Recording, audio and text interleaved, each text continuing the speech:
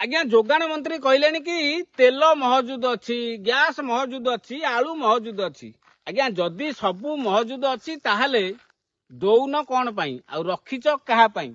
ଆଉ କଣ କହିଲ ନା ରେଟ୍ ଆମେ କହିପାରିବୁନୁ, ଦାମ ଆମେ କହିପାରିବୁନୁ। କଣ ପାଇଁ ଦାମ କଣ ପାଇଁ କହିବେନି? ଆପଣ ଦାମ ଯଦି କହିପାରିବେନି, ଯଦି ମହଜୁଦ ଥିଲା ତାହେଲେ ରେଟ୍ ବଢିଲା କଣ ପାଇଁ? ଗ୍ୟାସ ରେ ରେଟ୍ 60 ଟଙ୍କା ବଢିଲା କଣ ପାଇଁ? ଆଉ ଗ୍ୟାସ ର ବୁକିଂ ଅବଧି ବଢେଇଲେ କଣ ପାଇଁ?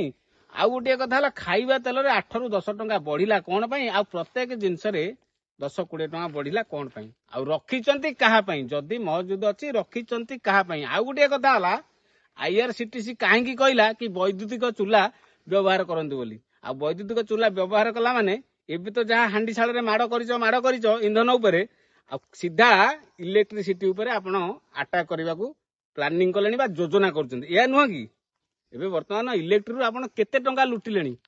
ଯାହା ତ ଏବେ ଲୋକ ଆଗରୁ ଇଲେକ୍ଟ୍ରି ବିଲ୍ କେତେ ଦଉଥିଲେ ଆଉ ଏବେ କେତେ ଦଉଛନ୍ତି? ଆଉ ଯଦି ବୈଦ୍ୟୁତିକ ଚୁଲା ବ୍ୟବହାର କରିବେ ଲୋକ ଆହୁରି ହନ୍ତସନ୍ତ ହେଇ ମରିବେ। ଭଲ ପ୍ଲାନିଂ ଟିକେ କରିଛନ୍ତି ନା କଣ ଆଜ୍ଞା? ଆମେ ଏଇଥିପାଇଁ କହୁଛୁ ଯେ ଆପଣ ଯଦି କହୁଛନ୍ତି ମହଜୁଦ ଅଛି ତାହେଲେ ଦଉନାହାନ୍ତି କଣ ପାଇଁ? ଆଉ ଇଲେକ୍ଟ୍ରିକ ଚୁଲା ବ୍ୟବହାର ପାଇଁ କହୁଛନ୍ତି କଣ ପାଇଁ? ଆଜ୍ଞା ଆପଣଙ୍କ କହିବା ଅନୁସାରେ ଯଦି ମହଜୁଦ ଅଛି ତାହେଲେ ରାମ ମନ୍ଦିରରେ ପ୍ରସାଦ ବନ୍ଦ ହେଇଗଲାଣି, ଆଉ ସେପଟେ ଦିଲ୍ଲୀ କୋର୍ଟରେ କ୍ୟାଣ୍ଟିନ ବନ୍ଦ ହେଇଗଲାଣି, ଆଉ ଏପଟେ ଶବଦାହ ପାଇଁ ଇନ୍ଧନ ନାହିଁ। ଆପଣ କହିଥିଲେ ପରା ମହଜୁଦ ଅଛି ନା କଥା କୁହା କପିଳେ ଆପଣ? ଆପଣଙ୍କ ପାଖରେ ହିସାବ ଅଛି ଯେ କେତେ ଇନ୍ଧନ ଅଛି, କେତେ ଖାଇବା ତେଲ ଅଛି, କେତେ ନୀତି ଦିନର ସାମଗ୍ରୀ ଅଛି? ଜଣା ନାହିଁ। ଆଉ ଯଦି ବି ଜଣାଥିବ ଆପଣ ଖାଲି ଲୁଟିବା ପାଇଁ ଆଉ ବାହାଦୁରୀ ମାରିବା ପାଇଁ ଏଇ ସବୁ କରୁଛନ୍ତି। ତେଣୁକରି ପରିଶେଷରେ ଏହା କହିବୁ ଠନ ଠନ ଠନ ଠନ ସୁଭଦ୍ରା ନିଅ ଆଉ ଧନାଧନ ଟଙ୍କା ସରକାରଙ୍କୁ ଦିଅ। କୋଉଥିରେ ନା ଗ୍ୟାସ ବଢିବାରେ, ଖାଇବା ସାମଗ୍ରୀ ବଢିବାରେ, ତେଲରେ, ଆଉ ଏବେ କରେଣ୍ଟ ଚୁଲା ବ୍ୟବହାର କଲେ ସେଇ କରେଣ୍ଟରେ। ଆହୁରି କଣ ଅଛି?